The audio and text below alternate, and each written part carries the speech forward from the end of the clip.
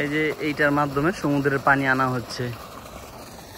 ওই যে একটা ছোট খালের মতো আছে ওই পাশে, ওই যে এইখানে খাল, এইখান থেকে এই পানি আসে। এই পানি সেচের মাধ্যমে এক একটা জমিতে চলে যায়। যেই জমিগুলোতে এরকম পলিথিন বিছানো আছে ওগুলাতে চলে যায়। আপাতত এগুলো লবণ উঠানো হয়ে গেছে এবং নতুন যেগুলো পলি দেয়া ওগুলাতে লবণ।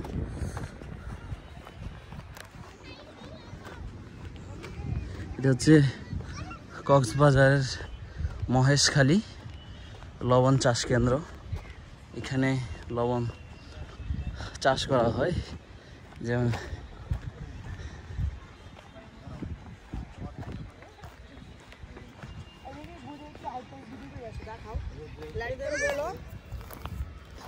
এই যে লবণ,